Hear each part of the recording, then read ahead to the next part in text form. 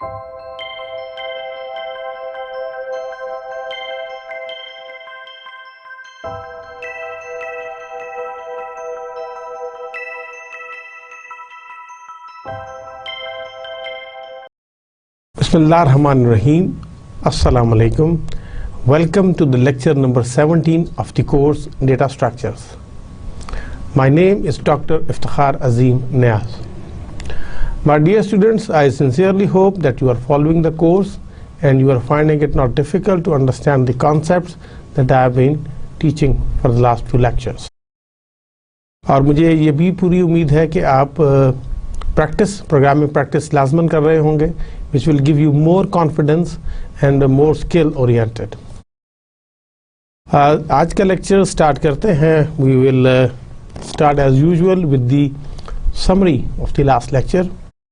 Last lecture में we have discussed the comparison of sorting methods like bubble, selection and insertion sort जो अभी तक हमने discuss की हैं, उनका comparison हमने डिस्कस किया था. And we also talk about recursion. तो स्टार्ट करते हैं कि कंपैरिजन ऑफ सॉर्टिंग मेथड्स में. तो जस्ट फॉर द आइडिया के सॉर्टिंग की जो प्री कंडीशन होती है कि you have a sequence of numbers of n such that a1 a2 a3 so on up till an. और आउटपुट जो है ये इनपुट होती है for a sorting algorithm and the output is the permutation reordering of a1 a2 a3 so on up till an of the input sequence such that a1 dash is less than equals a2 dash, a2 dash is less than equals a3 dash, a3 dash is less than equals a4 dash. It will continue up till you can say n minus 1 dash, which is less than and equal to an dash. ये इसके input और output sequence थे. और हमने सबसे पहले idea discuss किया था सिलेक्शन सॉर्ट का. The idea था कि you will find the smallest element in the array, the position of the smallest element, and you will exchange it with the element in the first position. So once you do it, तो आपका the array is divided into two parts, sorted side and unsorted. And you find then in the second pass, you find the second smallest element, the position of the second smallest element in the second pass, and at the end you exchange it with position number 2. So now the first two positions are in sorted order. In the second pass, the first two elements now they are in the sorted order, and from element 3 to n are an unsorted order. And you continue this procedure until the array is sorted, that is for n minus 1 keys. And you will use the current position to hold the current minimum to avoid the large scale movement of keys. इसकी disadvantage हमने ये कही थी कि running time depends only slightly on the amount of the order in the file के वो किस तरह है. और इसका हमने फिर वो एल्गोरिथम को भी ज़रा इन डिटेल देखा था कि इसमें बेसिकली नेस्टेड लूप है. पहला लूप है for i equals from 1 to n minus 1 you do, और उसमें आप i की जो है वैल्यू देते हैं स्मॉलेस्ट को. यू एज्यूम के the first position of the array is the smallest one, and from j जो है i plus 1 to n do. अब ये भी आपकी फिक्स्ड जो है आइट्रेशंस हैं, और इसके अंदर जो है if a of i is less than a of smallest, then j is assigned to the smallest, and at the end of the loop the smallest a of smallest is stored into a of i. तो इसमें जो पहली जो हमने देखा था कि जो आउटर लूप है for i 1 to n minus 1, it has fixed n minus 1 iteration, और इसकी हम cost in time कह सकते हैं कि n minus 1 होगी, depends upon the order of the array. Smallest equal हुआ, ये भी आपका n minus 1 time cost in time जो है n minus 1 times होगी, execute होगी. और हमने जो दूसरी inner loop थी i plus 1 to n do, इसका हमने कहा था कि it will have fixed n minus I iterations, and it will do about n square over 2 comparisons. जिसका हमने कहा था कि हम समेशन लेंगे from j1 to n minus 1, n minus i plus 1 आ जाएगा इसका. और हमने कहा था ये इफ़ a is smallest, इसकी भी समेशन जो है वो n minus i तक आएगी. j to assign जो उसमें इसकी भी जो कॉस्ट इन टाइम है that will be summation of n minus I. और जो आखिर में जो एक्सचेंज है about n exchanges, it will cost in time n minus 1 in the worst case. और इसका फिर हमने ये देखा था इन दी एंड कि जो इसका बेस्ट केस भी आ रहा था उसमें जो इसके थे बिग ओ के ऑर्डर जो था n स्क्वायर था, एवरेज केस में भी n स्क्वायर था एंड वर्स्ट केस में भी n स्क्वायर था। और इसकी worst space complexity, worst case में स्पेस कॉम्प्लेक्सिटी भी हमने देखा कि फॉर टोटल के लिए o to the order of n थी, और ऑक्सिलरी में चूंकि इसको नहीं चाहिए था एक ही जाए तो हमने कांस्टेंट रखा था, हमने कहा था कि इट विल ऑक्सिलरी स्टोरेज के लिए स्पेस जो है वो कांस्टेंट है। देन द सेकंड हमने जो देखी वो बबल सॉर्ट को हमने देखा, और idea of the bubble sort is to search the adjacent pairs that are out of order and then you switch the out of order key, और you have to repeat this for n minus 1 times, and after the first iteration the last key is guaranteed to be the largest, and if no switches are done in an iteration we can stop. और उसका हमने ये कहा था कि it is easier to implement but slower than insertion sort है, और इसका भी हमने जब वो देखा कि इसका भी बेसिकली ये नेस्टेड लूप में काम करती है। for I 1 to n minus 1 do, for j is I plus 1 to n do. If a of j is greater than a of j plus 1 तो we will exchange a of j with a j plus 1। और इसका में मोटा सा algorithm यही था, इसमें हमने कहा था कि जो आउटर लूप है it will have a fixed n minus 1 iteration cost in time n minus 1, और इनर लूप की भी fixed n minus i iterations हैं about n by n square by 2 comparisons हैं। और उसकी भी हमने कहा था कि जो complexity in time होगी that will be j from ji to n minus 1 n minus i plus 1 summation हमने कहा था। और इसका जो कंडीशनल है चेकिंग की वो भी तकरीबन n माइनस आई आएगी, summation of n minus I, and exchange भी जो है वो अबाउट n स्क्वायर बाय 2 जो है इसमें एक्सचेंजेस होंगी and it will be a summation of n minus i. और इसको फिर जब हमने आपको मैथमेटिकली मैंने प्रूव करके बताया था कि जो बेस्ट केस है o to the order of n है, और average case and worst case both are in the order of o of the n square. और इसका हमने वर्स्ट केस स्पेस कॉम्प्लेक्सिटी भी कहा था कि ऑक्सिलरी में जो है वो कांस्टेंट है, that is O to the order of. और जो तीसरी हमने जो डिस्कस की थी sorting technique that was insertion sort, और उसका हमने कहा था कि very common idea is like when you जो ताश जब आप खेलते हैं तो उसमें जो कार्ड्स आप लेते हैं एक अनसॉर्टेड डेक से जब आप उठाते हैं तो अपने हैंड में जब आप उसको रखते हैं तो आप उसको जो भी नया कार्ड आता है वो उसकी करेक्ट पोजीशन पर आप इंसर्ट करते हैं, आइडिया उसी का है। और हमने कहा था कि you start with an empty left hand and the cards facing down on the table, you remove one card at a time from the table and insert it into the correct position in the left hand, compare it with each of the cards already in the hand from right to left. The cards held in the left hand are sorted. These cards are originally at the top cards of the pile on the table. और हम इसमें यही कहते हैं कि the list is assumed to be broken into two pieces. हम उसको कहते हैं कि unsorted portion and the sorted portion. Keys will be inserted. हम one by one key को लेते हैं, means the element from the unsorted side, और उसको हम sorted side में उसकी position पर हमने insert करना होता है। अगर उसकी position already किसी ने occupy की हुई है तो उसको हम shift करते हैं toward the higher side. We make the slot empty and then we insert it. And for each new key, search backward through the sorted keys, and you move keys until the proper position is found. You place the key in the proper position. और इसमें हमने कहा था देखा था कि there are about n square by 2 comparisons and exchanges.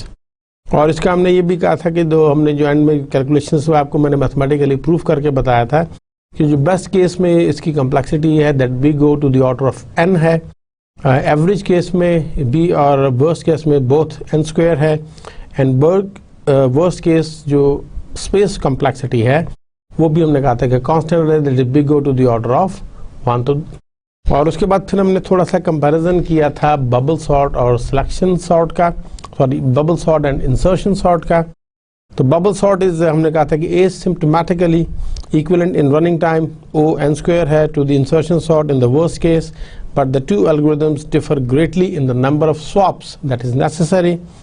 Experimental results have also shown that insertion sort performs considerably better even on the random list. And for these reasons, many modern algorithms, the textbook, they avoid using the bubble sort algorithm in favor of insertion sort. और हमने कहा था कि bubble sort also interact poorly with the modern CPU hardware because it requires at least twice as many writes as insertion sort. twice as many cache misses and asymptotically more branch misprediction. An experiment of sorting the strings in Java shows bubble sort to be roughly 5 times slower than insertion sort and 40% slower than the selection sort. फिर हमने comparison किया था selection sort का भी, और हमने भी कहा था कि among the simple average case O to the order of n square algorithms, selection sort always outperforms bubble sort, and simple calculations show that the insertion sort will therefore usually perform about half as many comparisons as selection sort, although it can perform just as many or far fewer depending on the order the array was in prior to sorting. और हमने कहा था कि selection sort is preferable to insertion sort in terms of number of writes, क्योंकि इसकी जो swaps हैं वो O to the order of n है, और जबकि इंसर्शन सॉर्ट की O to the power of n square है स्वाप. तो that was the comparison. I hope कि अब आपको इन तीन में जो है सॉर्टिंग टेक्निक्स में डिफरेंसेस क्वाइट क्लियर होंगे and you won't find a problem in understanding. उसके बाद हमने ब्रीफली स्टार्ट किए थे रिकर्शन, कि recursion is the process of repeating items in a self similar way. For instance, when the surface हमने कहा था of two mirrors, they are exactly parallel with each other, the nested images that occur are form of an infinite recursion. The term recursion has a variety of meanings specific to a variety of disciplines ranging from linguistics to logic. और in computer science में हमने कहा था कि a class of objects or methods exhibit recursive behavior. और वो to properties ये थी कि इसमें there will be a simple base case और cases and a set of rules which, और दूसरा प्रॉपर्टी ये थी कि a set of rules which reduce all other cases towards the base case. और उसमें हमने जैसे एग्जांपल के तौर पे कहा था कि जो पर्सन्स के इंसेस्टर्स हैं they form a recursive definition, कि one's parents are one's ancestor, ये हमने कहा था बेस केस है. The parents of one's ancestors are also one's ancestor, ये उसका रिकर्सिव स्टेप है. और उसके बाद हमने कुछ मैथमेटिक्स में और दूसरी चीज़ों में भी देखे थे. और हमने बेसिकली कहा था कि recursion is a method where the solution to a problem depends on solutions to smaller instances of the same problem. कि हम ब्रेक डाउन करेंगे और उसको स्मॉलर इंस्टेंसेस को उसमें जब देखेंगे तो उसी के सम के बराबर होगा. And this approach can be applied to many types of problems and is the one of the central ideas of computer science. And the power of recursion evidently lies in the possibility of defining an infinite set of objects by a finite statement. In the same manner हम ये कह सकते हैं कि an infinite number of computations, they can be described by a finite recursive program even this program contains no explicit repetitions. और उसके बाद हमने ये कहा था कि हमने डिस्कस किया था कि functions that calls itself we can only solve a base case. You divide the problem into what it can do, what it cannot do. It resembles the original problem, and it basically launches a new copy of itself. And eventually जो है basically the base case जो है when gets solved gets plugged in and works its way up and solves the whole problem. और इसमें हमने थोड़ा सा example भी देखी थी और इम्प्लीमेंटेशन भी कोड देखा था. बट आई थिंक ये जो है it requires more deep discussion. तो आज का भी लेक्चर जो है वो हम रिकर्शन के ऊपर ही बेस करेंगे. तो आज का लेक्चर जो है वो टोटली हम रिकर्शन पर ही बात करेंगे. हम उसको ज़रा रिविजिट करेंगे रिकर्शन को with more examples and implementation. और स्पेशली अब हम इंटरेस्टेड हैं towards the recursive search algorithms. हम लीनियर और सीक्वेंशियल सर्च का भी रिकर्सिव वर्जन देखेंगे, बाइनरी सर्च का रिकर्सिव वर्जन देखेंगे, and we will also talk about how you can use recursion with the link list, recursion की advantages, disadvantages. We will do a little again comparison with the iteration and analysis of recursion करेंगे about it limitations and overheads और इसकी betterment के लिए, और उसमें हम इसको कैसे इफेक्टिवली इस्तेमाल कर सकते हैं. So these will be our today's objectives. इंशाल्लाह हम कोशिश करेंगे. तो हम again we start what is recursion. Just जैसे आप देखते हैं कि one student can call another student to ask for help with a programming problem. उम्मूमन आप लोग भी करते होंगे. Functions, similarly functions, they can also call other functions to do part of the work. जैसे एग्जांपल में है कि आप मेन के अंदर एक फंक्शन कॉल कर रहे हैं या प्रोसीजर कॉल कर रहे हैं, शो मेन्यू, एंड उसमें आप एक पैरामीटर पास कर रहे हैं चॉइस, और main's is calling basically this function, और बेसिकली हेल्प कर रहा है कि show menu for help and so on. इस तरह जो है वो आपके दूसरे फंक्शंस भी दे can call other functions to get some help. However हम ये देखते हैं कि students seldom call themselves but functions can call themselves, and on some occasions this even makes sense. जैसे हैंडशेक प्रॉब्लम है, एग्जांपल लेते हैं कि there are n peoples in a room and if each person shakes hand once with every other persons, तो what is the total number of handshakes. हर आदमी ने हर दूसरे आदमी से जो कि उस रूम में प्रेजेंट है उससे अगर गिने तो अंदाजन कितने हैंडशेक्स होंगे। देखिए अब ये दो लोग जब हैंडशेक करेंगे तो दैट विल बी 1, और जब 3 लोग आ जाएंगे तो हम ये कह सकते हैं कि H2 एंड प्लस 2, और जब तीसरा आदमी भी आ जाएगा तो हैंडशेक जो है वो हम ये कह सकते हैं H3 प्लस 3। और जब अब ये होगा तो ये आप ये देखेंगे कि h ऑफ n जो है वो h of n minus 1 plus n plus 1। तो हम ये इसका सोल्यूशन ये कह सकते हैं कि basically it is sum of integers ranging from 1 to n minus 1। In short हम ये कह सकते हैं which is equal to n into n minus 1 over 2। तो इतनी नंबर ऑफ हैंडशेक्स हो जाएंगे। तो recursion basically it's a recursive method is that calls itself directly or indirectly. How indirectly? Via another method. It looks like a regular method except that it contains at least one method call to itself. ये आम method की तरह ही होता है, सिर्फ फर्क ये होता है कि one of the statement is to call itself again, and it should also contains at least one base case. Base case basically क्या है? It is a Boolean test that when true stops the method from calling itself and start rounding up. So a base case is basically the instance when there is no further calculations can occur, and the function will stop calling itself and it starts sending back the values. And base cases are contained in the if-else structures, and it also contains a return statement so that the control can be transferred back to the calling program. A recursive solution, it solves a problem by solving a smaller instance of the same problem. Basically हमने कहा था कि it's a divide and conquer approach, which together comes up the name of dynamic programming. It solves this new problem by solving an even smaller instance of the same problem. Eventually क्या होता है? The new problem will be so small that its solution will be either obvious or known, and this solution will lead us to the solution of the original problem. Lead us, it means कि ये उसको call back return back करेगा, उसको फिर आगे return होगा, and ultimately in the end the problem, the main problem which we have divided is completely now solved. So recursion is more than just a programming technique.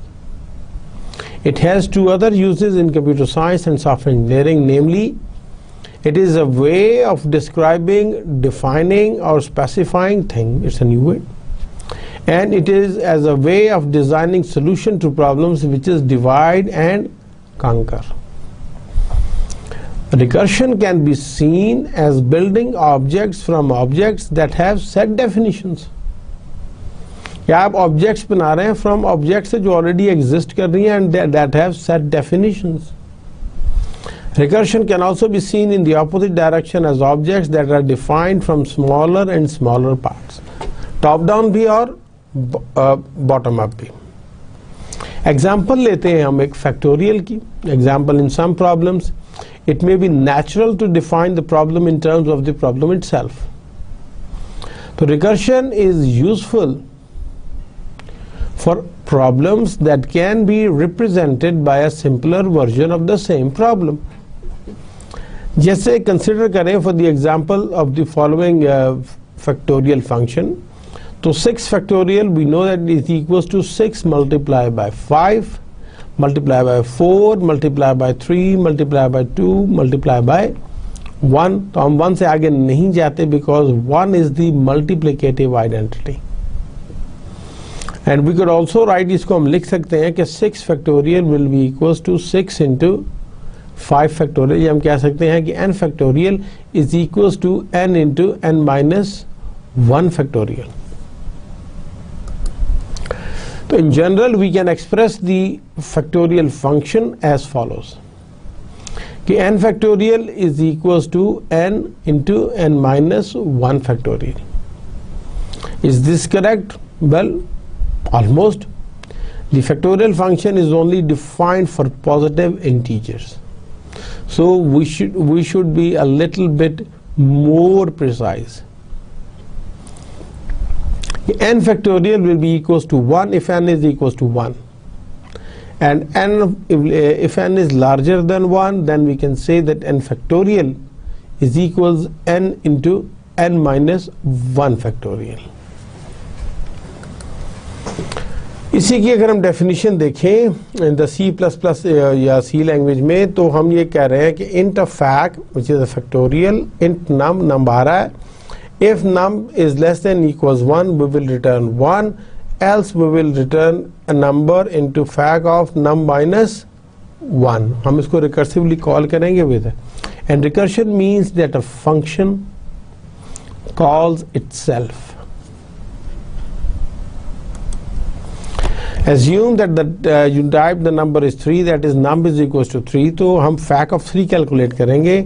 Definition हमारी यही रहेगी, int fact जो parameter है int num, if num is less than equals 1, we will return 1, else we will return num into fact num of minus 1.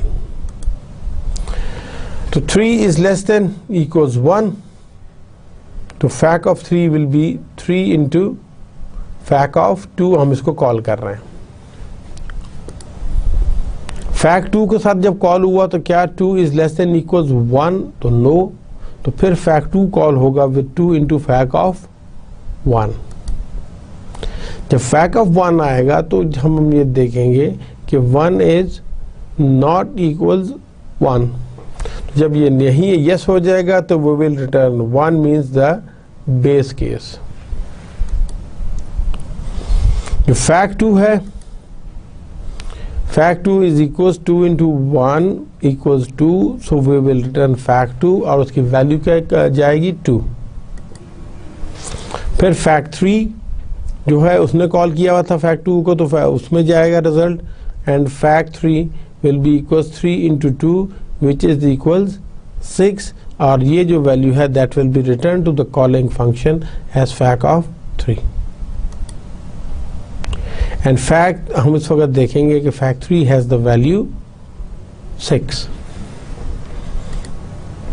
And for certain problems such as the factorial function, a recursive solution often leads to short and elegant code.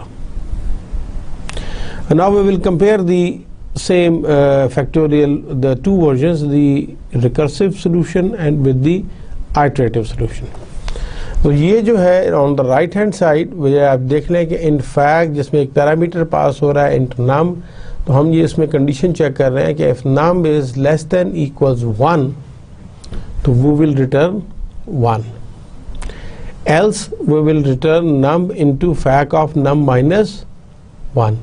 और इसी का equivalent जो iterative version है उसमें हम ये देख रहे हैं कि इंट फैक्ट और एक पैरामीटर पास कर रहे हैं विद इंट नम, और हम यहाँ पे एक लोकल प्रोडक्ट ले रहे हैं, लोकल वेरिएबल प्रोडक्ट, और उसमें हम 1 स्टोर कर रहे हैं. और अब हम देख रहे हैं कि while num is greater than 1, we do what we do, product equals product into num. और उसके बाद हम क्या कर रहे हैं, num माइनस माइनस कर रहे हैं, और ताकि वो num कम होता जाए, और जब ये ग्रेटर देन तक 1 रहेगा तो ये होता जाएगा. अदरवाइज जब ये लेस देन 1 मीन्स जब ये 0 पहुंच जाएगा तो ये लूप ब्रेक हो जाएगी और आपका वो कंट्रोल वापस ट्रांसफ़र हो जाएगा. First, for simple incredibly common example is factorial, where n factorial equals n into n minus 1 into n minus 2 into n minus 3 into so on. ये आएगा n minus 1 which is n minus n plus 1 which is n minus 1. rather 1 आ जाएगा क्योंकि ये इसका जो है plus n और minus n का इफेक्ट कैंसिल हो जाएगा. इसी का अगर हम मैप करेंगे, if the value of n is 4, तो 4 फैक्टोरियल किसके बराबर होगा? 4 factorial into 4 minus 1 into 4 minus 2 into 4 minus 3 which is equals 4 into 3 into 2 into 1 which is equals 24. And this is the pattern that suggest recursion as a good solution. और हम यहाँ पर ये देख रहे हैं iterative solution which is not recursive. Recursive mean कि इन factorial इन n पास हो रहा है और इंट आई ले रहे हैं, लोकल वेरिएबल फैक्ट को ले रहे हैं, और हम ये कह रहे हैं कि for i 1 to n i greater than equals 1 i minus minus fact is static plus equal, जो static equals to i, तो फैक्टोरियल उसमें स्टोर होता रहेगा. And when this loop will be terminated the value of fact will be calculated और it will be returned to the calling. अभी हम उस factorial का जो है एक रिकर्सिव वर्जन देखते हैं. इन जनरल हम ये कह सकते हैं कि we can define the factorial function in the following way कि फैक्टोरियल की जो मैथमेटिकल डेफिनेशन है 1 है if n is equal to 0 and if n is greater than 0 तो that will be n into n minus 1 into n minus 2 into so on 3 into 2 into 1.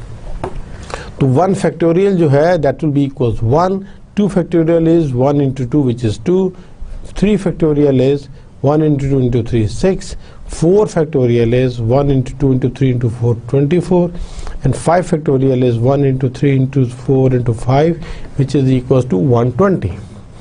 और इसका recursive version अगर हम देख लें कि जिसमें हम कह रहे हैं कि n factorial will be equal to n into n minus 1 factorial, तो int फैक्ट और एक पैरामीटर n पास कर रहे हैं और हम यहाँ पे कंडीशन लगा रहे हैं कि if n is less than equals 1 we will return 1, ये हमारा बेस केस रहेगा. Else we will return n into fact of n minus 1. ये इसको अपने आप को रिकर्सिवली कॉल कर रहा है. To see how recursion works, let's break down the factorial function to solve the problem. अब फैक्टोरियल 3 जब हुआ तो वो रिटर्न आया विद 3 इंटू फैक्टोरियल ऑफ 2, और फैक्टोरियल ऑफ 2 जब हुआ तो उसने एंड पे कैलकुलेट किया, वहाँ पे जवाब आया 2 इंटू फैक्टोरियल ऑफ 1. उसने एक दफ़ा फिर अपने आप को कॉल किया. अब फैक्टोरियल ऑफ 1 जब आया तो factorial 1 is 1 into factorial of 0, और फिर जब फैक्टोरियल ऑफ 0 कैलकुलेट हुआ तो ये बेस केस हो गया, देन इट विल बी 1. और उसके बाद हम क्या कर रहे हैं कि अब ये चूंकि इसकी वैल्यू 1 आ गई तो फैक्टोरियल 1 ने कैलकुलेट हुआ 1 इंटू 1, ये 1, तो ये जब कॉल बैक रिटर्न इसका रिजल्ट आया तो ये इस जगह पर आ गया जहाँ पर ये था. तो factorial 2 will be equals to 2 into 1 which is equals to 2. ये कैलकुलेशन होगी और ये वैल्यू रिटर्न होगी यहाँ पर जो कॉल इसने किया था. तो factorial 3 into 2 which is equals to 6, so that will be the required answer. तो वही हम उसको जरा थोड़ा सा और से भी देख लेते हैं कि interact fact in n if n is less than equals 1, तो this is the base case और द टर्मिनल केस, तो वी विल रिटर्न 1. एल्स हम क्या करेंगे कि otherwise return the current value times the factorial of the next lowest integer. जैसे कि हमने देखा कि we will return n into rect of fact n minus 1. तो अगर हम रेक्ट 4 के लिए देखें तो फंक्शन कॉल ने हम इसको ट्रैक बैकवर्ड करेंगे कि फैक्ट 4 ने कॉल किया basically 4 into rect fact of 3, और रेक्ट फैक्ट ऑफ 3 ने कॉल किया 3 इंटू फैक्ट 2, और उसको जो है 2 के साथ जब हुआ तो ये रेक्ट फैक्ट 1 हो गया. और हम ये देखेंगे कि ये शुरू में जब 1 हुआ तो ये एक्चुअली अब यहाँ पर रिप्लेस होगा विद 1, तो 2 इंटू 1 फिर जो वैल्यू आएगी वो इसको कॉपी होगी विच इज़ 3 विच इज़ 2, तो 3 इंटू 2 कैलकुलेट होगा 6 and this 6 will be called return back to this function जहाँ पर जिसने कॉल किया था, अब उसकी जब ये वैल्यू आ गई तो 3 इंटू 6 दैट विल बी 18. तो ये went back to rect 4 where it is calculated 4 into rec fact 3. तो रेक फैक्ट 3 जो था वो हमारा 6 आया था, तो 6 इंटू 4 इज 24. हम अज्यूम कर रहे हैं the number type is 3 that is number is equal to 3. तो फैक्ट ऑफ 3 क्या करेगा, 3 इज लेस देन इक्वल 1, तो ये कैलकुलेगा fact of 3 will be equal 3 into fact of 2. और ये 2 जो है जब इस 3 ने किया तो ये इसने अब फैक्ट 2 को कॉल किया अपने आप को विद द न्यू पैरामीटर्स. तो क्या आया, fact is 2 is less than equal 1. तो ये फैक्ट 2 कैलकुलेट हुआ 2 एंड फैक्ट 1. तो जब उसके बाद फैक्ट 1 कैलकुलेट होगा, कॉल होगा, तो वो चूंकि बेस केस है तो इट विल रिटर्न 1, तो वो मेन में चला जाएगा. तो यहाँ पर उसका आ जाएगा 1. तो 2 इंटू 1 क्या हो जाएगा, 2 which will be the value of fact of 2. और यही 2 जब इधर ट्रांसफ़र होगा, इसने कॉल किया था, तो we can send 2 into 1 which is equals 2. अब वो 2 जब वैल्यू यहाँ पर आ जाएगी दैट इज़ मल्टीप्लाइड बाय 3, तो you will get the result fact of 3 which will be calculated here and stored in this function. और एंड पर हम ये देख रहे हैं कि fact of 2 is 2 into 1 into 2, तो हम ये कर रहे हैं रिटर्न फैक्ट 2. तो फैक्ट 3 जो है वो बेसिकली उसको वो वैल्यू ले रहा है, तो 3 इंटू 2 6 हो जाएगा, तो return fact 3. And fact 3 is the required value of the program. तो रिकर्शन में we must always make sure that the recursion bottom out means कि वो नीचे की तरफ जाएगी. A recursive function must at least then contain more than one, at least one non-recursive branch, and the recursive calls itself eventually lead to a non-recursive branch. We need to take care of the iteration. तो उसमें हम देखते हैं कि if we use iteration, we must be careful not to create an infinite loop by accident. जैसे अगर हम iteration में देखें तो अगर हम ये देख रहे हैं कि for I increment equals 1, increment less than equals to 10, increment plus 2, तो यहाँ पर क्या होगा कि फर्स्ट टाइम आई की वैल्यू 1 होगी, फिर ये 2 दफ़ा इंक्रीमेंट हो जाएगा 3, फिर नेक्स्ट टाइम 2 दफ़ा इंक्रीमेंट होगा 5 which is still not equals to 10. तो हम चलते जाएंगे, तो 5 के बाद फिर ये 3 ऐड करेगा, तो that will make them 8. And उसके बाद अब हम जब जाएंगे, जब उसमें हम एक और 2 दफ़ा इंक्रीमेंट करेंगे तो it will come to 11. 1 plus 3 plus 5 plus 7 plus 9 plus 11. तो जब 11 हो जाएगा तो ये वो चलता जाएगा, फिर ये रुकेगा नहीं. तो ये इसको हम कह रहे हैं oops you have to stop the entry condition. और उसका हम ये कह रहे हैं कि int result equal to 0 while result is greater than equal 0. तो ये भी एक उसकी कंडीशन का मसला है कि हम उसकी पोजीशन को या उसकी पोजीशन को प्रॉपरली सेट नहीं कर रहे. तो similarly we can use recursion. We must be careful not to create infinite chain. और इसमें अगर हम देखें कि function call fact int num return num into fact of num minus 1 जब करेंगे तो वो जो भी जो है there is no terminating condition, तो ये कोई ना कहीं गड़बड़ ज़रूर कर जाएगा. और इसका जो दूसरा वर्जन है विच इज़ हम इसमें देख रहे हैं कि int fact int A be less than equals 1, तो रिटर्न 1. एल्स आप रिटर्न करेंगे नम इंटू फैक्ट नम प्लस 1. तो यहाँ पर भी हम ऊप्स करके कह रहे हैं कि ये बेसिकली जो है वो बेस केस जो है वो return 1 num into fact of number plus 1. ये नंबर प्लस 1 करते रहेंगे, जबकि यहाँ पर हम नम को लेस देन इक्वल्स टू 1 कह रहे हैं, तो ये गड़बड़ हो सकती है. अब वे तो रिकर्सिव प्रोसीजर्स बेसिकली क्या है, it is a way of defining a concept where the text of the definition refers to the concept that is being defined. In programming में हम कह सकते हैं कि recursive procedure is a procedure which calls itself, वो अपने आप को ही कॉल करता है. The recursive procedure must it must use a different argument than the original one, otherwise the procedure would end up getting into an inner loop. तो इसकी जो classic example है वो non factorial function 1 2 3 up till n into n, हम ये कह सकते हैं कि here is the recursive definition of a factorial, f of n is n minus n factorial, तो हम f of n is equal to n factorial. अब हम यहाँ पर देख रहे हैं कि मैथमेटिकली क्या है कि f of n in the case of factorial, if f of n if n is equals to 1 then it will be n equals 0, or otherwise n dot f into n plus 1, it means कि ये function of n square जो है वो यहाँ पर आ जाएगा और उसके हिसाब से ये चलेगा. कंटेंट्स क्या होते हैं रिकर्सिव मेथड के कि एक तो आपका बेस केस लाजमी होगा. Values of the input variables for which we perform recursive calls are called base cases, and there should be at least one base case in any given procedure. Every possible change of recursive calls, it must eventually reach the base case. जब वो base case पे पहुंचेगा तो वो start calling back होना शुरू हो जाएगा और फिर in the end आपको जो terminating condition है या उसमें जो पहली कॉपी है उसमें आगे वो रिजल्ट को डिस्प्ले कर देगा या रिटर्न कर देगा. तो recursive call basically are calls to the current method, and each recursive call should be defined so that it makes progress towards a base case. तो ये जरूर ध्यान रखना है.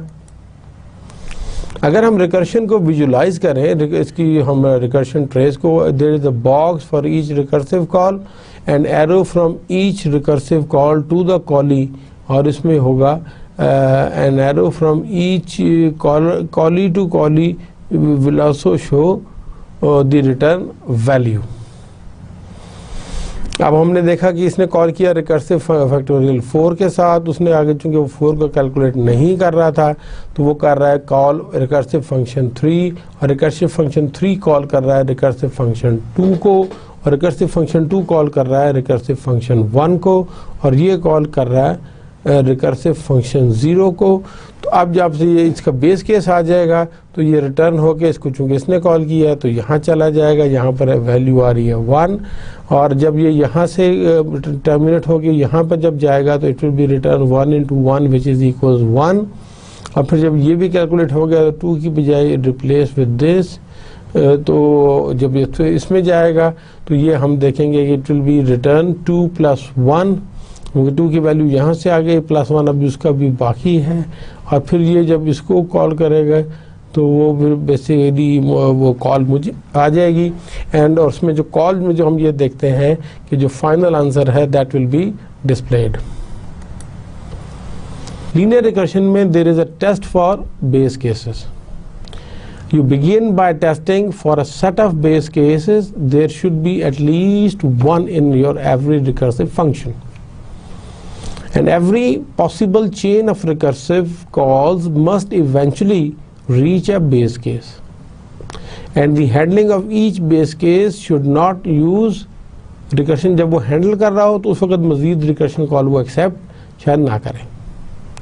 So recur once means perform a single recursive call, and this recursive step may involve a test that decides which of the several possible recursive calls we have to make, but it should ultimately choose to make just one of these calls each time we perform this step. तो हम यहाँ से कह सकते हैं कि we can define each possible recursive call so that it makes progress towards a base case. ये बहुत important चीज़ है कि every possible recursive call जो है हमें define करनी पड़ेगी so that it makes progress towards the base case. ये हम लीनियर रिकर्शन की एक और एग्जांपल देख रहे हैं कि जिसमें हम लीनियर सम ले रहे हैं ऑफ एन एरे और N integer n is equal to 1 such that a has at least n elements. This our first n integers in a. तो बेसिकली हम ये क्या कर रहे हैं, हम कह रहे हैं कि अगर n is equals to 1 है then you will return a of 0, else आप क्या करेंगे कि लीनियर सम a n-1 जो कि बेसिकली n की जगह हम n-1 भेजेंगे प्लस a of n-1 1। अब यहाँ से देखें कि ये मेन प्रोग्राम ने कॉल किया linear sum with the value of a और 5। a is the integer array and 5 is the number of elements, यानी कि किस एलिमेंट को आप इस वक्त चेक करना चाह रहे हैं, वैल्यू ऑफ n क्या है। अब 5 चूंकि नहीं है तो वो कॉल करेगा with linear sum a of 4 को, विच विल कॉल करेगा लीनियर सम a ऑफ 3 को। चूंकि इसके पास डिफाइन नहीं है, ये इसको आगे रिकर्सिवली कॉल हो रहा है, अभी बेस केस नहीं आया, तो it will call linear sum a2। और फिर जो a2 जो है वो चूंकि खुद अभी टर्मिनेटिंग सिंबल सेंटिनल नहीं है, तो वो एक दफ़ा और कॉल करेगा linear sum a plus a minus 1। तो उसमें क्या है कि जब ये बेस केस पे पहुंचेगा तो ये रिटर्न करेगा कि a ऑफ 0 इज इक्वल्स 4, यानी कि 4 पोजीशन पर है, एंड ये रिटर्न करेगा ये यहाँ पे basically 4 into 4 minus I plus 4 plus 3 that will be equals to 7। और ये जो है जब ये कॉल मुकम्मल हो जाएगी तो ये इसको कॉल इसने किया हुआ है, तो यहाँ पे पहुँचेंगे तो रिटर्न करेंगे 7 plus a of 2 will be equals 7 plus 6 that will be equals to 13। और उसके बाद जब ये कॉल मुकम्मल हो जाएगी रिटर्न बैक हो जाएगा, तो इसको कॉल करने वाला a4 था, तो अब उसकी a4 में जो है a3 की वैल्यू आ जाएगी 13 plus a3 which will equal to 13 plus 2 that will be equal to 15। और फिर जब ये कॉल मुकम्मल हो जाएगी तो will send the transfer of control back to the calling program linear sum array 5, जिसमें वो 15 प्लस a ऑफ 4 को करेगा, तो a4 की वैल्यू आई है 5। तो हम ये कह सकते हैं कि return we will 15 plus this, तो 5 which is equals to 20। अब हमें एक और प्रॉब्लम देखते हैं, रिवर्सिंग एन एरे। एल्गोरिथम क्या है, रिवर्स करेगा एरे, जो ए हम पास कर रहे हैं विद आई एंड जे, ये कंट्रोलिंग वेरिएबल्स हैं, and array should be non negative integer indices i and j. Output क्या है कि the reversal of the elements in a starting at index i and ending at index j. तो if i is less than j, तो हम ये कह सकते हैं we will swap a of i with a of j and we will again call reverse a into i plus 1 comma j minus 1। तो defining arguments हम अभी करते हैं, डिफाइन करते हैं आर्गुमेंट्स फॉर रिकर्शन। तो in creating recursive methods it is important to define the methods in the ways that facilitate recursion. This sometimes requires that we should define additional parameters that are passed to the method, कि हम उसके अलावा भी additional parameters तैयार रखें कि जो हमें बेशक में उसको नहीं भी पास करने। For example we define the array reversal method as reverse array A I J not reverse of array I, और रिवर्स ऑफ एरे ए को हम नहीं करेंगे, हम उसके साथ ए ऑफ आई और जे को भी करेंगे। तो जो कंप्यूटिंग पावर है, the power function p of x of n is always equal to x of n। It can be defined recursively कि अगर p ऑफ x n जो है वो 1 over x dot p x into x minus 1, तो फिर हम ये else के केस में जाएगा। If n will equal to 0 तो p ऑफ x n जो है it will get the value of 1। अगर इससे ज़्यादा है तो it will be called again and again by x into x minus 1, and this leads to a power function that runs in O to the order of n items, and for v because we may call in recursive order, so we can do better than this. However, we will see what will happen. Though also we can derive a more efficient and linearly recursive algorithm by using repeating squares. इसमें हम ये कह रहे हैं कि जैसे power of x of n है, तो हम ये कह रहे हैं कि for x equal to 0 it will be I, and for x is greater than 0 अगर odd है तो हम कहेंगे x dot p of x into n minus 1 over 2 का whole square, and if x is greater than 0 and it is even, हम इसको calculate करेंगे p of x n over 2 whole square। ये जब तक हम एग्जाम्पल नहीं लेंगे हमें क्लियर नहीं होगा कि जैसे 2 to the power 4 है, ये बराबर है 2 into 4 over 2 into 2 which is equals to 2 into 4 over 2 whole 2, और फिर हम ये बराबर है 2 into 2 स्क्वायर का square which is equal to 4 square, and that will be equals to 16। क्योंकि बेसिकली जब आप ये है ना, ये पावर्स जब भी मल्टीप्लाई होती हैं तो ये एक दूसरे में ऐड हो जाती हैं।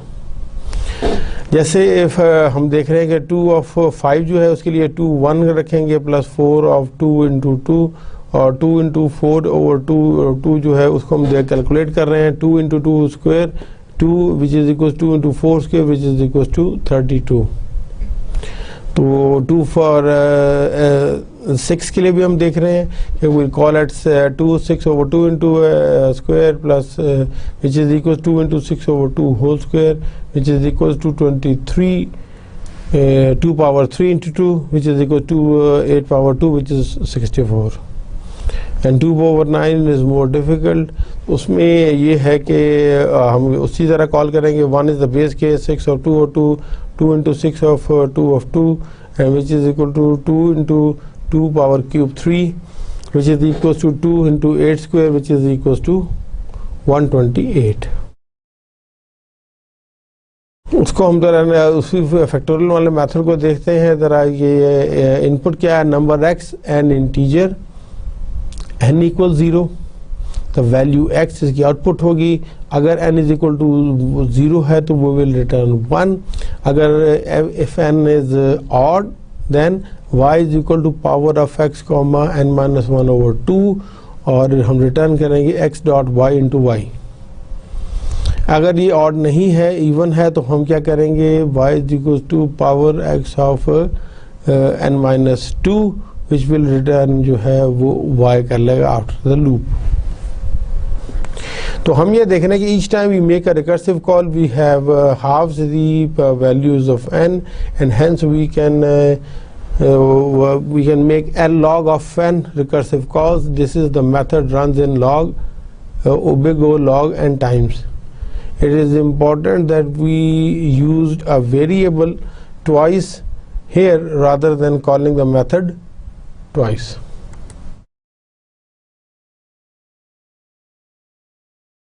तो अभी हम टेल रिकर्शन को भी देख लेते हैं। The tail recursion occurs when a linearly recursive method makes its recursive call as its last step. The array reversal method जो है वो इसकी एक एग्जाम्पल है। Such methods can be easily converted to non-recursive method which saves on some resources.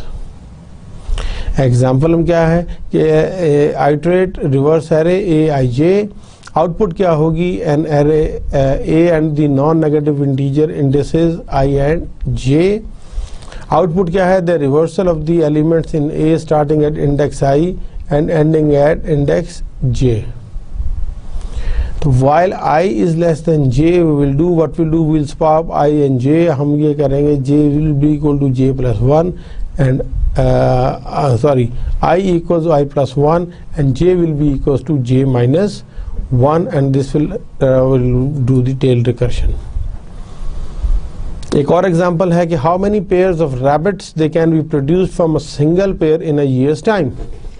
अब इसमें assumption क्या है कि each pair of rabbit produces a new pair of offspring every month and each new parent becomes fertile at the age of 1 month and none of the rabbit babies they die in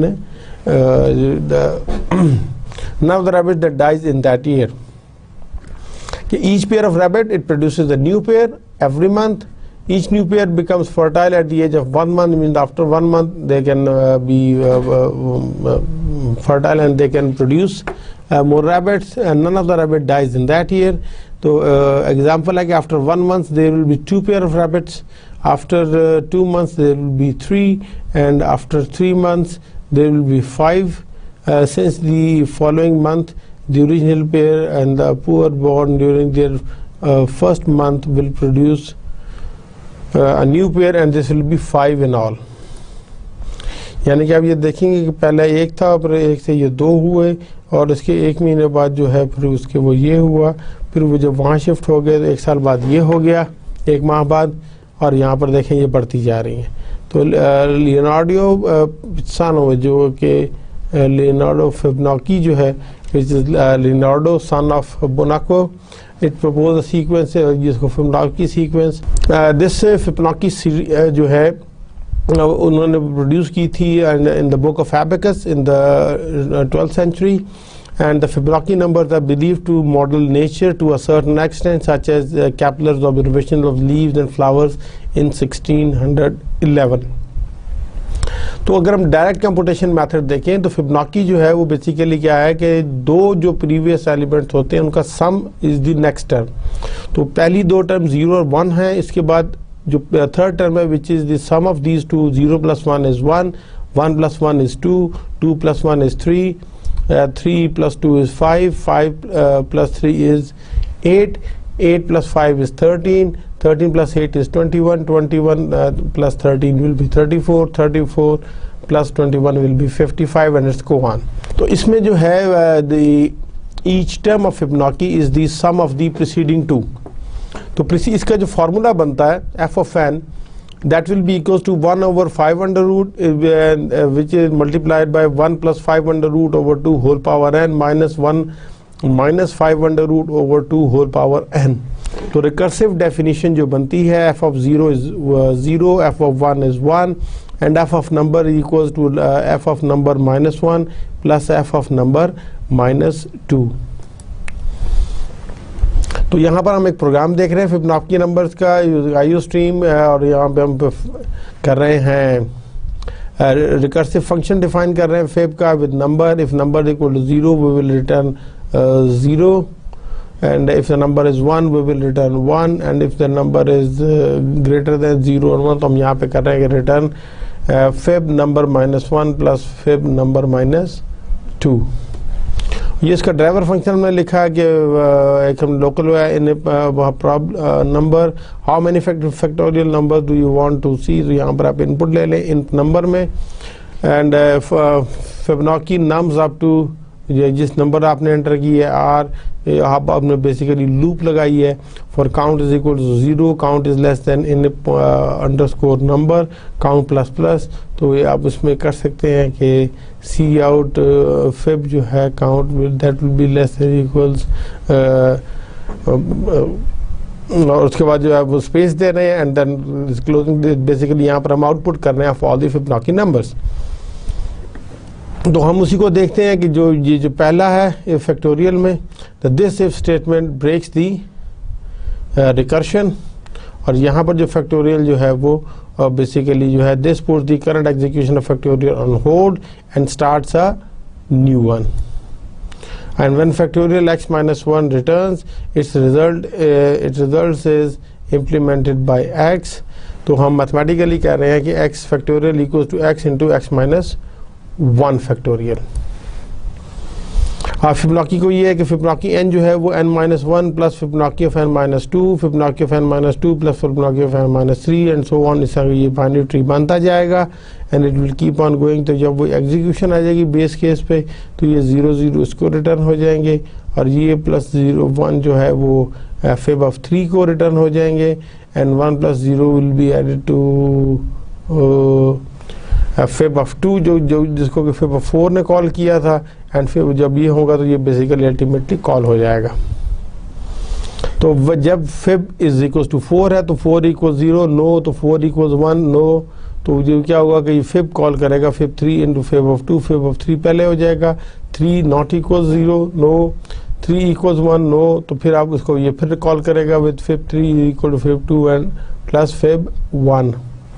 तो उसके बाद जो है वो fib 2 होगा, उसमें 2 = 0 no, 2 = 1 no. तो फिर जो फिर रहा है तो वो basically fib of 2 will be equal to fib of 1 plus fib of 0 and fib of 1 जो है उसमें कॉल तो वो कॉल हुआ 1 = 0 नो, 1 = 1 येस. तो यहाँ पर फिब = 1 तो ये रिटर्न हो गया. जब ये रिटर्न हुआ तो ये इसको चला गया, यहाँ पर वैल्यू आ गई. अब उसके बाद ये वाला कॉल होगा, फिर जब ये वाला कॉल होगा तो इसमें आएंगे तो यहाँ पर वैल्यू ट्रांसफ़र हो जाएगी और फिर आप ये देखेंगे इट विल गो ऑन. तो ये एंड में फिब ऑफ उसकी कर देगा.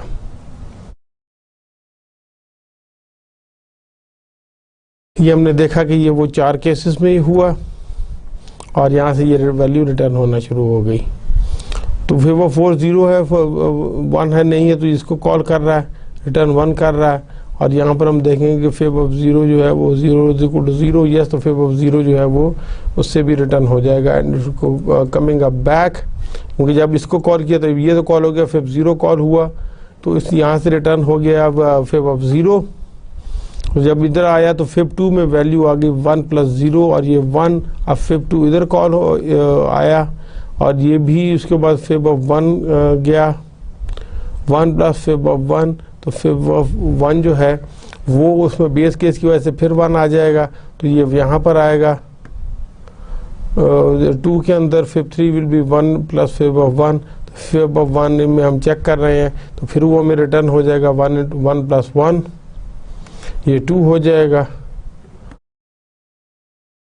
और ये फिर आपका फेब ऑफ 3 में कैलकुलेट होकर ऊपर चला जाएगा, तो फिर ये फेब ऑफ 2 और ये फिर ये कॉल होंगे, अल्टीमेटली 4 फैक्टोरियल का रिजल्ट आ जाएगा।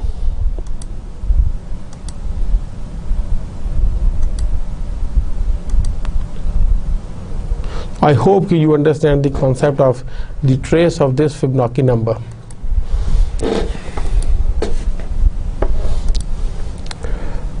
वो फिर वो फेब 2 को कॉल करेगा बैक लेफ्ट साइड पे, तो वहाँ से होगा फेब 2, फेब 1 0 को कॉल करेगा, ये 1 कॉल हुआ, ये 0 कॉल हुआ, इसके रिटर्न हुआ, तो यहाँ से वैल्यूज आना शुरू हो गई। तो आप ये देखेंगे कि फेब ऑफ 4 जो है वो इस तरह कैलकुलेट हो जाएगा, it will return fib 4। So there is जो है an obvious circularity here, factorial calls factorial, which calls factorial, etc. But one is called with a smaller value for an argument, means eventually argument becomes less than or equals 1, and we will invoke if clause to terminate the recursion. The recursive method is a kind of function that calls itself, or a function that is part of a cycle in the sequence of function calls. तो problem suitable for recursive जो है, one और more simple cases of the problem have a straight forward solution, the other cases can be defined in terms of problems that are closer to the simpler cases, and the problem can be reduced entirely to the simple cases by calling the recursive function. तो if this is a simple case you will solve it, else आप क्या करेंगे कि redefine the problem using recursion. तो हम यही basically इस problem को आगे बढ़ाते हैं कि splitting a problem into smaller problems. तो आप जो अब ये देखते हैं बेसिकली, तो आपका जो है आप साइज जो है साइज ऑफ एन प्रॉब्लम को आप करते हैं size 1 problem into size of n-1 problem. फिर आप इस साइज n-1 प्रॉब्लम को, और हम यहाँ एजम्पशन ये है कि will the problem of size 1 can be solve easily, ये सिंपल केस है, and then we can recursively split the problems into a problem of size 1 and another problem of size n-1। इसको हम continue करते हैं, तो ये n-1 जो है it will B size 1 problem into n-2 size of n-2 problem, और ये भी चूंकि अभी है मजीद हो सकता है, हम इसको करेंगे size of 1 problem into size so on, और यहाँ पर साइज ऑफ 2 प्रॉब्लम आ जाएगी, और साइज ऑफ 2 प्रॉब्लम को भी हम ब्रेक डाउन करेंगे साइज 1 प्रॉब्लम साइज 1 प्रॉब्लम में। अब हम इनको सॉल्व करेंगे और इनको सारों को सब समेटेंगे, तो वो will get the answer to the size n problem. तो एक और हम एडिशन का भी हम ले लेते हैं, performs integer multiplication using the plus operator.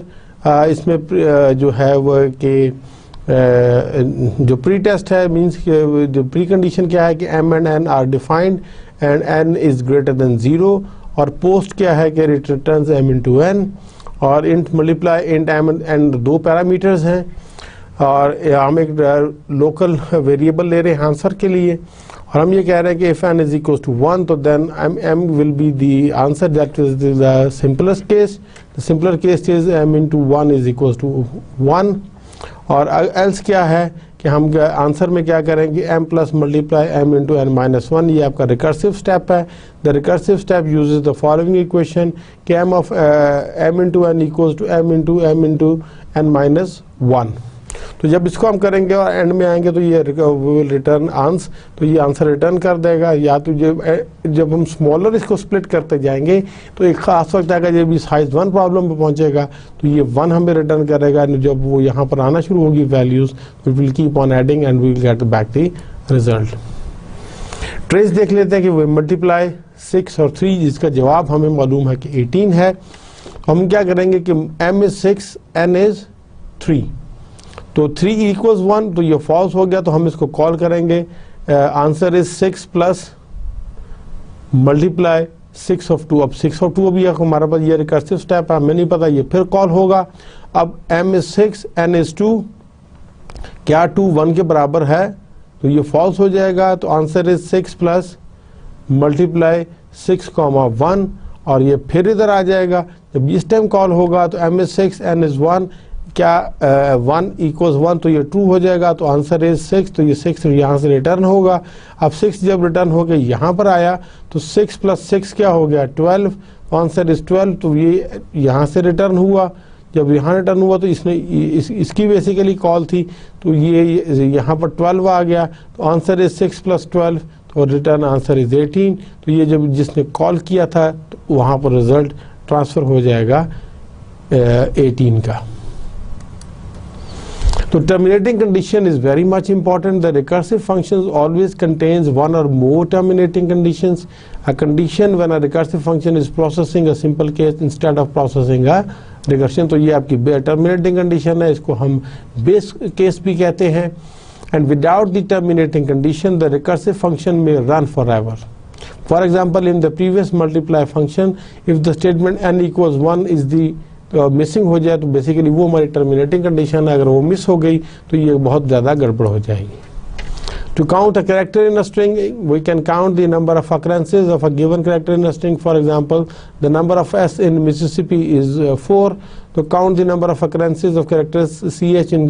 तो उसमें हम क्या करना है कि इंट काउंट करना है, कैरेक्टर का भेज रहे हैं सी एच और एक कॉन्स्ट कैरेक्टर स्ट्रिंग भेज रहे हैं. Answer S. हम ये कह रहे हैं कि क्या अगर इस एस टी आर 0 अगर /0 है तो answer is 0.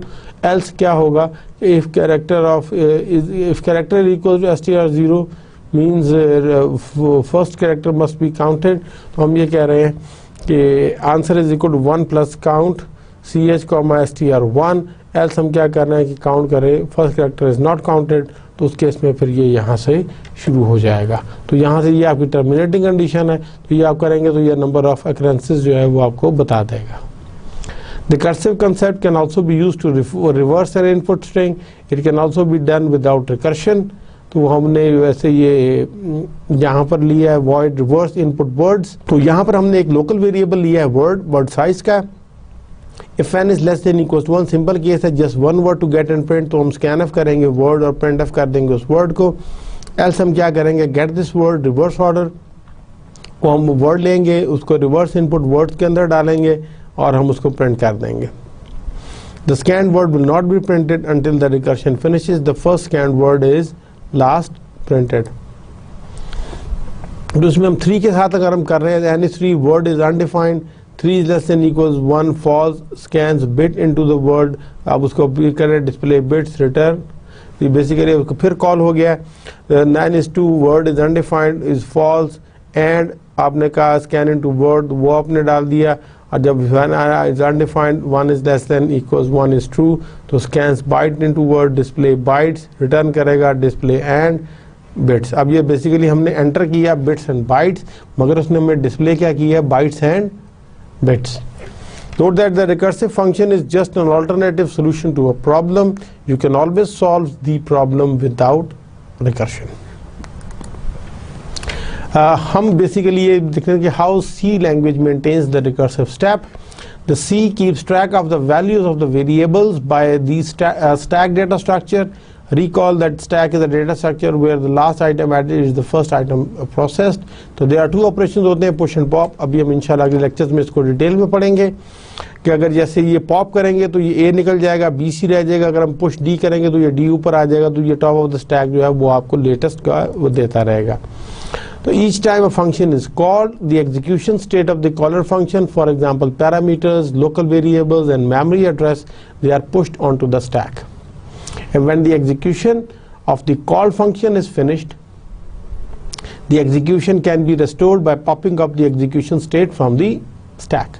And this is sufficient to maintain the execution of the recursive function. So execution state of each recursive steps are stored and kept in order in the stack. तो So basically when a set of code calls a method, some interesting thing happens. A method call generates an activation record. जो stack में जाती है उसको हम activation record कहते हैं. The activation record is placed on the runtime stack. Activation record will store the following information about the method. Means procedure, ये function. Local variables जितने उस method में defined हैं, parameter pass जो है वो उसमें होंगे. Values returned to the calling code if the method is not a void type, and the location in the calling code of the instruction to execute after returning from the called method. तो ये तमाम चीज़ें activation record का हिस्सा होती हैं. तो stack is open at one end to the top of the only.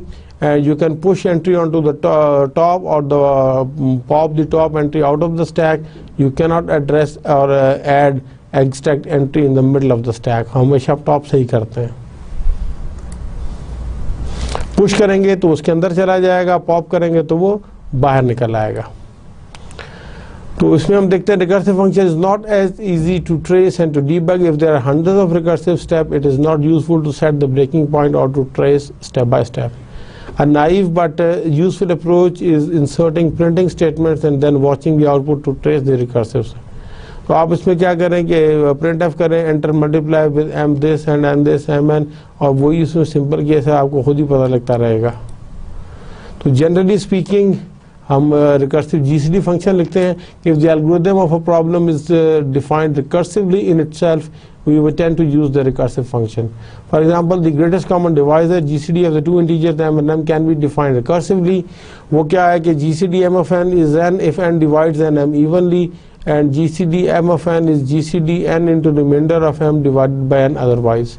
तो हम यहाँ पर उसी तरह ले रहे हैं कि m% n equals 0 तो आंसर इज n. एल्स हम क्या करेंगे कि हम आंसर के अंदर GCD n कॉमा m%n वो जो है वो हम डाल देंगे. उससे हमें वो पता लगता रहेगा, ये रिकर्सिवली कॉल हो जाएगा. Tower of Hanoi is the classic case.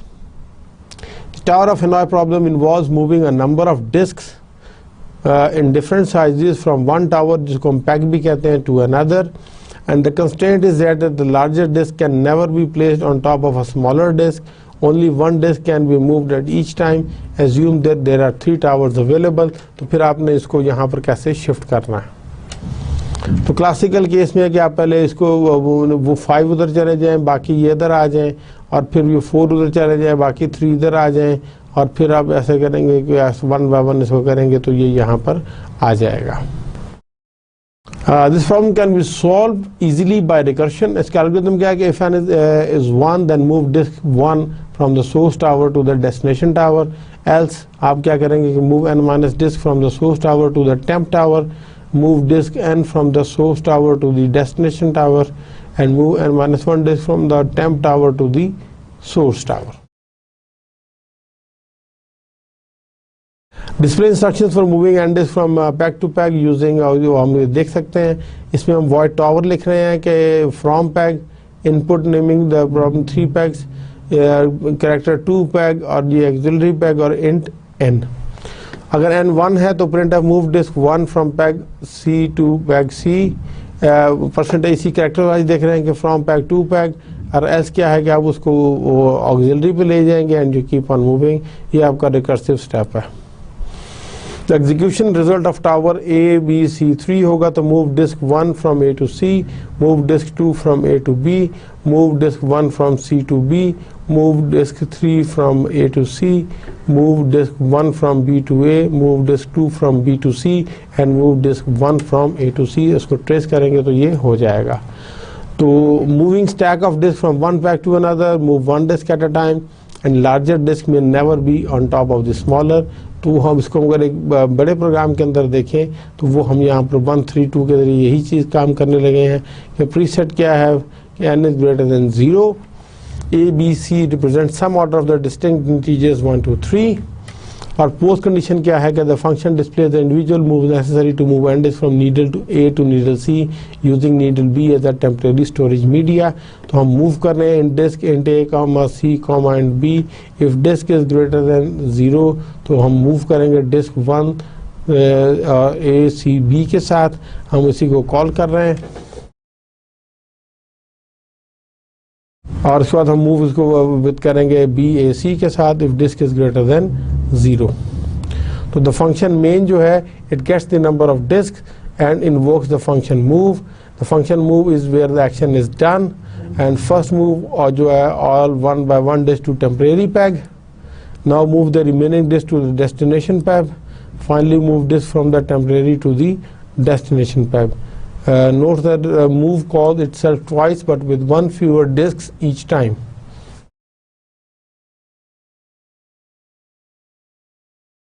तो बेसिकली ये भी वही चीज़ है, this task require this with 3 disk हम में कर रहे हैं कि सोर्स है, ये ऑक्सिलरी है, ये डेस्टिनेशन है। अगर हम इसमें देखें तो moving 2 disk to another to needle, तो आप ये देखेंगे कि एक बी पे जाएगी ये, और आफ्टर स्टेप 1 ये मिडल पे चली गई ऑक्सिलरी पे, उसके बाद आपने ए से डाला यहाँ पर और फिर आपने इसको डाला इसके ऊपर। और अगर हम इसको 3 वाले के लिए देखना चाहें तो वो पहली को उधर रखेगा, फिर दूसरे में जो है वो आप सेकंड वाले को इधर ले आएंगे, और फिर आप क्या करेंगे स्टेप 3 में कि यहाँ से ये 1 ऊपर ले जाएंगे, ये ऊपर आ जाएगी, और उसके बाद फिर आप इसको इधर मूव करेंगे और इसको इधर मूव करेंगे, यहाँ पर यूँ हो जाएगा, फिर आप यूँ से यहाँ से यूँ मूव करेंगे और एंड वाली को यहाँ से यहाँ मूव करेंगे। तो स्टेप 7 में you can get the answer. वही टावर अगर अगर हम आगे थोड़ा सा देखें तो टावर 3 ACB आस्ते चला, फिर टावर 2 ACB और ये BCA चला जाएगा। स्टेप 4 में, स्टेप 2 में जो है वो ये इस तरह चला जाएगा, टावर 1 ये कॉल्स होते जाएंगे और ये रिकर्सिव इसी तरह वापस होगा and you will get back the answer. वो इसका प्रोग्राम है with please enter a positive disk while disk is greater than 0, Hanoi 1,3 num disk please enter positive number, और उसके बाद आप कर सकते हैं। और ये हमने वो टावर हो गया कि from 6 to this find the temporary storage column, if n is equal to 1 तो move disk 1 from this to this, और एल्स में क्या है कि आप फिर उसको कॉल कर रहे हैं फ्रॉम टेम्प ना -1 के साथ, तो ये भी इस तरह हो जाएगा। यहाँ तक हमने खासी एग्जांपल्स देख ली, तो नाउ विल डिस्कस कि हम लीनियर सर्च और बाइनरी सर्च को भी हम आज देखते हैं कि उनका भी रिकर्सिव वर्जन है। ये अगर आपको याद हो तो मैंने कुछ लेक्चर्स पहले लीनियर सर्च में आइटरेटिव का वर्जन दिया था कि int found is equal to 0, int position is -1, int index is 0, while index is less than size and found equal to 0। आप क्या अगर चेक करते हैं कि if list of index equals to item found is equal to 1 और index को move करते हैं पोजीशन में, अदरवाइज आप इंडेक्स को प्लस करते हैं, जब वैल्यू ब्रेक होती है तो वट एवर पोजिशन हो तो वो आप रिटर्न कर देते हैं। तो इसका जो described as the recursive algorithm क्या हो सकता है कि लीनियर सर्च लाइक की if the list is empty then return nothing else, if the first item of the list has the desired value return its location, else आप क्या करेंगे return linear search value remainder of the list। तो इसको हम एक recursive code में हम देखें तो वही है कि इफ हम इसमें ले रहे हैं int list int first last और की, तो first is equal to last तो ये बेस केस है कि टारगेट नॉट फाउंड तो return last. If first list of first is equal to target तो बेस केस ले रहे हैं टारगेट फाउंड रिटर्न फर्स्ट। और इंडक्टिव स्टेप है search with range first +1 to last, तो ये आपका अदरवाइज जो है एल्स पोर्शन में ये लीनियर वो ये कॉल हो जाएगा with first +1 last and target, और इट्स कीप ऑन गोइंग, तो एंड पर आपको रिजल्ट मिल जाएगा। इसी तरह हम बाइनरी सर्च को भी देख सकते हैं। हमने कहा कि ये इसमें एंटर सर्च वैल्यू और बाइनरी सर्च के लिए हम इसको कॉल कर रहे हैं, तो ये इसका जो आइटरेटिव वर्जन है वो आपने देखा हुआ है बड़ी डिटेल से कि डेटा है साइज ऑफ वैल्यू है first last upper, first equal to 0 last equal to size -1 while true, middle आप निकालते हैं फर्स्ट प्लस लास्ट का, अगर डेटा मिडल में मिल जाता है तो you will return middle, else if first is greater than equals to last तो return -1, else if value is less than data middle तो आप last is equal to middle -1 करते हैं, अदरवाइज फर्स्ट ऑफ मिडल +1 कर देते हैं। इसी का जो है विद रिकर्शन अगर आप करेंगे तो आपको वो यही आ जाएगा, मिडल को उसी तरह करेंगे if data middle is equals to value return middle, else if first is greater than equals last return -1 के रिकॉर्ड फाउंड नहीं हुआ, else if value ये दोनों बेस केस आ गए, if value is less than data of middle तो आप करेंगे return bin search वही bin chr, data first middle -1 value, else आप करेंगे b search r data middle +1 last and value. अगर आप ये दोनों का कंपैरिजन देखें तो सिर्फ ये है कि रिटर्न तो उसी तरह ही है, सिर्फ ये हम यहाँ पर वहाँ पर सेट कर रहे थे और यहाँ पर हम जो है वो उसकी जो रिकर्शन जो है वो उसको कॉल कर रहे हैं।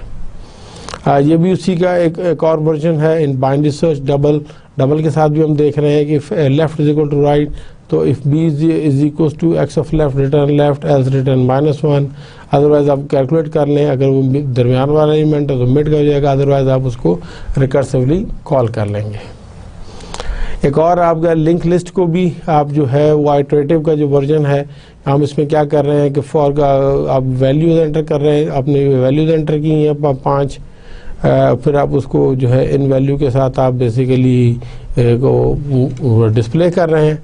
और इसी का अगर हम देखेंगे तो ये प्रिंटिंग का लिस्ट बैकवर्ड जो है ये रिकर्सिव वर्जन है। Void rec print back list node bool end of line equals end of list is false. If n not equals to null तो आप इसको रिकर्सिवली कॉल करेंगे, एंड ऑफ नेक्स्ट, अदरवाइज आप end of list को कर देंगे true, ये base case है। If not end of list तो आप ये करेंगे, और वो अगर है तो ये उसको basically on the way down तो इसमें ये फॉल्स होता जाएगा, ये इस तरह चलता जाएगा। ऑन द वे आप जो आप ये देखेंगे तो ये सारा कुछ प्रिंट हो जाएगा। तो रिकर्शन के बारे में हम आप कुछ फाइनल कमेंट्स कह सकते हैं कि recursion is never necessary. Anything that can be done recursively can be done iteratively. Recursive solution may seem more logical. For example, printing the list, the iterative solution given is very awkward and does not model the human way of doing the problem if given a list. The recursive solution did not use any nested loops while the iterative solution did. However, the recursive solution made many more function calls which add a lot of overhead. Recursion is not an efficiency tool. Use it with when it helps the logical flow of your program, otherwise आप इसको use ना करें। इसके pros क्या है कि recursion में logic clear, often more compact code and often easier to modify, and it allows for complete analysis of runtime performance. इसकी जो disadvantages में इसकी overhead costs आ जाती हैं। Why we not often used by programmers with ordinary skill in some areas, but some problems are too hard to solve without recursion. Most notably compiler में आपको इस्तेमाल करनी पड़ती है, टावर ऑफ हनॉय प्रॉब्लम है, and most problems involving link list and trees we will see later in the course. अगर हम इसको आइटरेशन के साथ कंपेयर करें तो use simple recursive problems, some simple recursive problems can be unwound into loops but code becomes less compact, hard to follow, and hard problems can not easily be expressed in the non recursive code, जैसे tower of Hanoi, robots और avatars that learn and advanced games, वहाँ पर recursion लाजमी हो जाती है। Recursion is so important that all modern computer architectures they specifically support it. Stack registered instructions for manipulating the stack. Most modern programming language allow it, but not for Fortran, not COBOL, वो नहीं करते थे। But from my own experience, programming languages and environment that do not support recursion, they are usually not rich enough to support a diverse portfolio of programs. That is a wide variety of applications in many different disciplines. Limitation की हम बात करते हैं. While it makes it easier to write simple and elegant programs, it also makes it easier to write inefficient ones. When we use recursion to solve problems, we are interested exclusively with correctness and not at all with efficiency. Consequently, our simple, elegant, recursive algorithms may be inherently inefficient. ये बहुत important है. And by using recursion, you can often write simple and short implementations of your solution. However, just because an algorithm can be implemented in a recursive manner doesn't mean it should be implemented in a recursive manner. आप उसको iterative में भी कर सकते हैं. Recursive solutions may involve extensive overhead because they use calls. When a call is made, it takes time to build a stack frame and push it onto the system stack. Conversely, when a return is executed, the stack frame must be popped from the stack and local variables reset to their previous values. This also takes time. In general, recursive algorithms run slower than their iterative counterparts, and also every time we make a call, we must use some of the memory resources to make room for the stack frame. तो space के हवाले से भी हम देखें तो every invocation of a function call may require space for parameters, local variables and for an indication of where to return and for the when the function is finished. तो typically this space जिसको allocation record हम कहते हैं is allocated on the stack and is released automatically when the function returns. Thus, a recursive algorithm may need space proportional to the number of nested calls to the same function. Time के हवाले से हम देखेंगे तो the operations involved in calling a function, allocating and later releasing local memory, copying values into the local memory for the parameters, branching to returning from the function all contribute to the time overhead. If a function has very large memory requirements, it would be very costly to program it recursively. But even if there is very little overhead in a single function call struct, recursive functions often call themselves many times, which can magnify a small individual overhead into a very large cumulative overhead. So we have to pay a price for recursion. So calling a function consumes more time and memory than adjusting a loom counter. High performance applications like graphic actions, games, simulations of nuclear explosion, they hardly ever use recursion. In less demanding application, recursion is an alternative attraction for iteration, but for the right problems. तो final comments हम ये कह सकते हैं कि recursion के बारे में कि for every recursive algorithm there is an equivalent iterative algorithm. Recursive algorithms are often shorter, more elegant and easier to understand than their iterative counterparts. However, iterative algorithms are usually more efficient in their use of space and time. तो ये आज का lecture था. उम्मीद है कि आपको आज के लेक्चर में काफ़ी बातें समझ में आई होंगी. हम इसको समराइज कर लेते हैं. We thoroughly discuss the recursion today. उसके डिफरेंट हमने कॉन्सेप्ट को एक नज़र दोबारा देखा. We discussed 5-6 different examples. उनकी हमने ट्रेस भी देखे, एल्गोरिथम्स भी देखे, इम्प्लीमेंटेशन भी देखी. We also talk about the recursive version of the search algorithms such as linear or sequential search, binary search, हमने वो भी देखे. We also have 1-2 algorithms for recursion with linked list. अब उसके ज़रिए भी इस्तेमाल कर सकते हैं. हमने we talk about the advantages and disadvantages of the recursion. और हमने इसको कंपैरिजन भी किया आइट्रेशन में. And in the end we have a detailed analysis of recursion with respect to its space and time complexity. तो I sincerely hope कि आप लोगों को आज का लेक्चर समझ में आ गया होगा. काइंडली इसकी एक्सरसाइज ज़रूर कीजिएगा. जितने प्रोग्राम भी हैं इनको रन कीजिएगा. इसके अलावा आप प्रैक्टिस करें रिकर्सिव फंक्शन लिखने की, so that in the coming lecture जब आपको असाइनमेंट्स और वो चीज़ें मिलें तो you able to easily perform the operations. तो अगले लेक्चर के लिए इजाज़त दीजिए. मेरा ईमेल एड्रेस आपके पास है.